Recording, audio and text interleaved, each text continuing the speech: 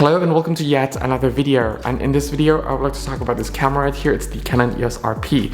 Now this camera has been out for a little while now, I know, but to be honest it is a camera that actually still produces really amazing results in terms of photography and filmmaking as well. And in this video I would like to just share with you some of my thoughts and opinions on this camera, whether it's on the ergonomic side of things, on the image quality side of things for both photography and filmmaking, and lastly just to give you my conclusion. So without further ado, let's get into the video.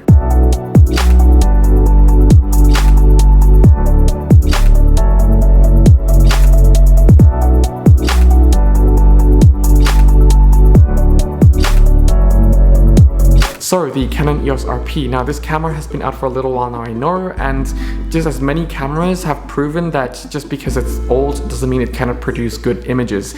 And this camera actually proved to actually still produce quite amazing results, and it is still really reliable to a certain extent. And for this video I'll be dividing into three different sections. So the first part is the operational side of things and the ergonomics, and then I'll be talking about the image quality for both video and photography side of things, and then I'll just lead into my conclusion about this very camera.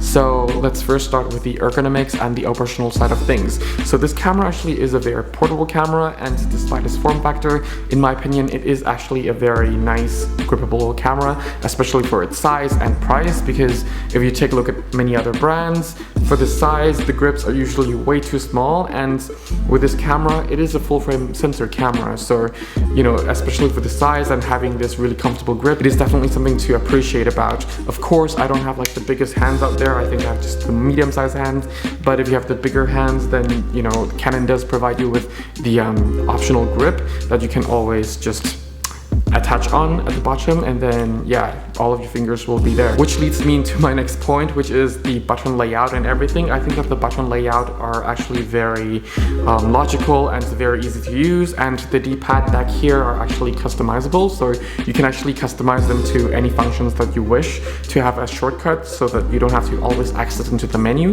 And talking about the menu, it's actually very easy to navigate, it's well organized, and being a very simple camera to use, it also means that there are not a lot of sub-menus that you'll just get lost into. Everything is just very clean, very accessible, and you still can customize the menu as well to, one tap having all of your favorite quick menu settings to get to.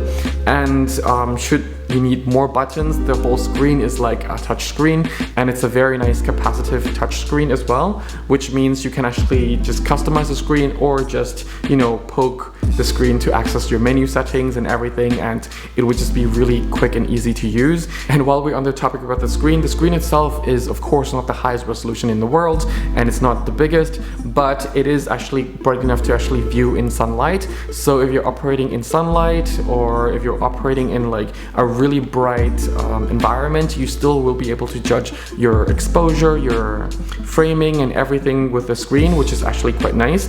And if you have your eye up to the viewfinder, you can actually still control your focusing points through the touch screen. So just because you don't have a joystick here doesn't mean you cannot control through the touch screen. And to be honest, I personally prefer controlling the focusing points through the touch screen when looking through the viewfinder. And talking about the viewfinder, it is definitely a small viewfinder, but it is usable. And of course, if you have glasses, it might be a little bit difficult, but for people who don't wear glasses, it actually is operatable. And even if you wear glasses, you can actually take off your glasses and adjust the diopter here to just adjust the lens inside to match your eyesight, and so you can actually see the images quite sharp. That said, there's one annoying thing about the viewfinder, which is the eye sensor. Of course, you can turn the eye sensor off, but I wish that you don't have to turn it off when the screen is flipped this way. I wish that once the screen is flipped this way, then the sensor would realize that the camera is probably going to be facing the subject itself, so in case you're vlogging and everything, and if you're vlogging in tight spaces, then having the sensor automatically turn off might be very useful. It's not even about vlogging, but it can just be like if you're in tight spaces and if you just need to take pictures of like the architecture or the interior, and you really have to put this camera to the very back of the room where it faces the wall, where the back of this is just pretty much leaning against the wall. I just wish that you don't need to go into the menu settings just to turn that off. I can just flip it out and then put it next to the wall, and the screen would still be on. So yeah, but that's just a very small nitpicking because, you know, most people don't really complain about it, as far as I'm concerned. Anyway, moving on are the ports. For this camera, it's actually very generous. They give you both video, for video, there's mic and headphone port, and there is the remote. I wish the remote would be one of those 3 pins remote from like that Canon usually offer, the timer, but you know, this normal remote is also okay. It's more affordable, but it's just, it breaks a lot easier in my opinion, because I travel a lot with remotes, and the remotes that, you know, I don't know how you call these remotes, but that takes this really small remote. The pins itself breaks really easily from the remote itself. So I just wish they would use the more professional remotes. Anyway, and here you can actually, with the right USB charger, you can actually charge this camera, and also you can connect it to a monitor if you want. And to be honest, the file transfer with the USB-C is also actually quite fast. And talking about file transfer, this camera can actually tether, for free. Canon has been supplying their EOS utility software since, I don't know, the 400D, 450D. So yeah, 450D was the one that can do the live view at the first point, and then also the 40D, and it was really nice. And you still can do tethering shooting with this camera, which is actually really great. And talking about tethering, you can also just wirelessly tether this camera with your other devices, like your iPad, your tablets, your smartphone, so that you can just manually wirelessly control this camera from a distance, which is actually quite nice for a little package like this. That said, the battery life on here, it lasts long enough in my experience. So the first 50 or 60%, it will last for a really long time. The last 40 to 50%, it will just, yeah, be dead quite quickly. So in terms of accuracy, I think it's not that accurate, but overall battery life is actually quite fine. It's just that it can be a bit misleading when you see like, oh, I have just about 50% left, but then, you know, it only takes you about 1 or 2 hours to really deplete it, and yeah, that's not really pretty. So I would also recommend carrying like extra batteries with you. At least 1 or 2 extra batteries should cover it, like 1 or 2 additionally to this. The next point is actually little complaints from my side, because I wish that the shutter curtain would actually close once you actually turn off the camera, because with my EOS R, R5 and R6, they all actually shut off on default. And with this camera, at least as far as I know, it doesn't have the option to even enable that. Of course, Canon say that, you know, for beginners might not really know the shutter curtain that well, and they might easily break the shutter curtain, but I feel like at least they could at least just give us, you know, an option to turn that, you know, if other people who knows more about the shutter curtains or whatever, at least can actually enable that feature. So I think it's not really excusable that they didn't really give us that feature. Then moving on to my second last point, which is the autofocusing system. Now, of course, when it was first released, a lot of people actually made fun of it, especially for photography, because it's actually quite slow, accurate, but slow compared to the competition. That said, Canon did really come a long way with the RP, with a lot of firmware upgrades, and I'm happy to say that even though it only shoots 4 frames per second continuous focus, but I think a lot of the shots are actually really sharp and accurate. And when I say accurate, it's not just accurate with, let's say, you know, the normal kit lenses or the f2.8 lenses. I tend to mount a lot of my 85 1.2 on here, whether it's the RF or the EF version, and I also have the 50 1.2 that I usually mount on my R cameras as well. And this, even though I never really use this particular camera for commercial shoots, because it's been a very nice camera just to carry it around for its form factor and everything, but I can say that after, you know, mounting those lenses on this and really intensively use it with this camera, I can say that the autofocusing system is actually quite accurate, at least up to 92 or 93% in my experience. You know, if you're a wildlife shooter, you might have a completely different experience, but as a portrait shooter and travel, as well as like some architecture and landscapes here and there, I would say that this is actually really accurate, and when you shoot at low light it can take a bit longer time, but it will still be very accurate. And then onto my very last point, which is again a very nitpicky point, is the SD card door. It shares the same compartment with the battery, which is kind of okay for some people, but I would prefer it to really have its own dedicated compartment on the side, because you know, if you're using tripod plates here, it's definitely gonna be, it could cover the door, or if you're using like some sort of rig or things like that, but you know, that's just really nitpicking. Anyway, now moving on to the image quality. So let me first start with the photography side. I think that the image quality is quite nice. I personally love the color science of this camera. To be honest, love it even more than my R6 color science. That being said, the dynamic range is obviously not as high, but definitely usable. A lot of people give this camera a lot of crap simply because to them it doesn't deliver enough dynamic range, but to be honest with you, I think that it does offer enough dynamic range if you use the right ISO settings with the scenario that you're actually using it in, because with this camera, if you use it in a very low ISO settings or super high ISO settings, then the dynamic range naturally isn't really as high. I'm not saying that it's, you know, the best sensor in the world, it's not, but it's also not as bad as how many people describe this camera to be.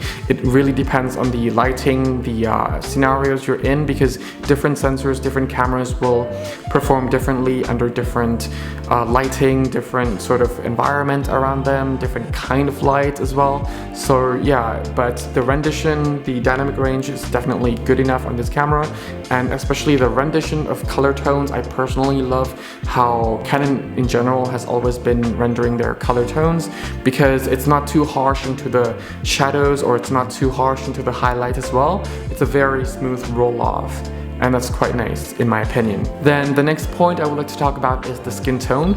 I really love how this camera deals with complex skin tones, simply because the rendition is very nice, and I feel like the color is very close to neutral, and it's quite natural looking, which is much easier to either just give it straight to your clients or guests or other people, or just share it right away, or just retouch or edit or whatever you want to do later in post, because it's actually a very easy color science to also color correct or just edit later, simply because it just knows how to render different color tones and color science properly. Like, assuming that I have to use it for professional use, I would have no problem with using this for professional use. That being said, I did bring this camera as like a backup camera to all of my 3R cameras on every shoot, but luckily I haven't actually had a chance to use this as, you know, a backup to any of those. And then now into the video side of things. Now again, I haven't really shot anything professional with this camera, but it does show some aliasing and moire right away, even doing some travel or some snapshots here and there. It's a nice video camera to use if you use it in 1080p. If you use it in 4K, which it does have, you're losing that dual AF focus definitely, but you can always mount EFS lenses on here, which still will keep the size and weight relatively portable and quite nice. But you know, I would not recommend 4K unless if it's really just on the tripod, because the rolling shutter on here is not that good. Unless if you're just like panning slowly, then it's okay, but if you're just like panning normally like the R5 or the R6, then the rolling shutter is really bad. So better use it at 1080p, and at 1080p it's actually a very good camera because it does show enough details. You can actually do some basic editing with it, and if you want, just like with any other Canon cameras, you can download like a flat profile and just, you know, install it on here should you wish to do so, because I think there are some companies out there just create some free flat profiles, but also be careful with those, because if you use it too much, especially in low light, there could be a lot of noise, because it's essentially just pulling a lot of shadows as well, making that flat profile. So just be aware of that, but you can also just install it should you wish to do so. And this camera still gives you a lot of other manual controls, whether it's your picture profile, your color white balance, things like that, and other manual things that you might want to set for your videos. This camera does offer that, so it is still quite a nice and neat little package. Whew. And unlike my R5 and R6, it will not show any sort of overheating signs, even though my R5 and R6 never really have done that on me. But this camera, you can just be fine filming for hours in 1080p or even in 4K, assuming you have enough battery life. Well, you can buy one of those dummy batteries and just, yeah, plug into the wall, or enough memory for it. So yeah. Whew. So overall, I think that this camera is still worth considering, especially for secondhand, when the price is definitely decreasing pretty much month by month, and with the rumor of new sort of like mirrorless full frame camera that's coming up to replace the R and the RP. This camera, well, a lot of people are selling it, which means there are a lot of us in the market, and with a lot of supplies, of course, the price also drops bit by bit. And you know, I got this secondhand, to be honest, for a really good price of like 750 euros for a while now, and I think the price should be a little bit below that, give or take, depending on where you live, of course. But yeah, for that price, getting a full frame camera and, you know, having other lenses with this camera, RF lenses are great, but if they're too expensive for now, you still can always mount an adapter on here and use, let's say, your Tamron, your Sigma, your Takina, your EFS lenses on here. Well, EFS lenses are crop censored cameras, but the camera will automatically crop for that.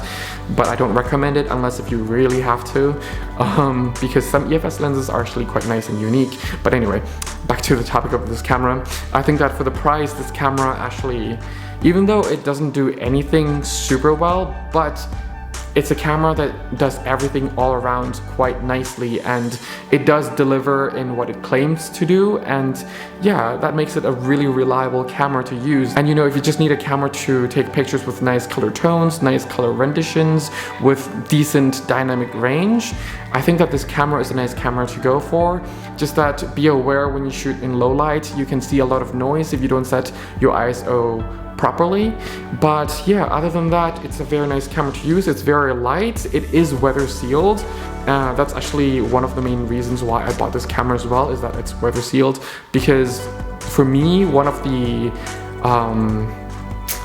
points that is very important, like a deciding factor whether or not I'll get this camera, regardless of all the other features and quality, is the weather sealing, because I do just take my cameras out to, you know, through rain, through dust storms, through heat, quite often. And when I'm traveling, the bags do, you know, hit around. I don't mind swinging my bag here and there if I need to get to places quickly. So yeah, this is a very tough camera build.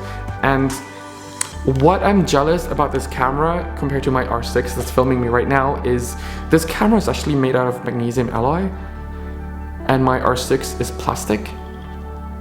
I don't get that logic, but yeah, anyway. But anyway, my point being is that this camera is a very tough, rugged little camera to always carry with you, and assuming you have enough batteries for it, it is always going to be reliable. And of course, depending on the type of photography that you do, the AF points will also serve you quite nicely as well. You can rely on it both in video and photography. If you're shooting in low light, especially in video, I would recommend shooting with, you know, a bright lens for that, because otherwise the camera will also have a little bit of a hard time focusing in video. So a lot of times I just like to take short clip videos in the morning just for fun, and maybe some of them just ends up on my Instagram stories or on my social media, things like that with this camera. So I always had to remember to put like a little bit bright lens on there. Otherwise, with the darker lenses like the f4 and everything, it doesn't really focus properly like early in the morning when it's still somewhat dark. So yeah, just keep that in mind. So bright lenses will always help this camera to focus a little bit better. Yeah, otherwise I think that has been it for this particular video. It has been a long time since I sit in front of a camera like this, but yeah, I'm slowly getting used to it again, and I will definitely make more. I have actually quite a few exciting cameras coming up, like the 1DS Mark III, some of the Nikon and Sony cameras as well. And that being said, this is not a review video, it's only my opinion video, and it's just based on how I shoot and my own priority. If you need a free photography guidebook, the link is down in the description section below. It's on my website, just click and download. It's absolutely for free. No need to submit your email address, nothing, just click and download, and I will not bombard you with any newsletter nonsense crap. So yeah, otherwise, thank you very much for watching. Stay safe, have fun shooting. Till next time, bye for now.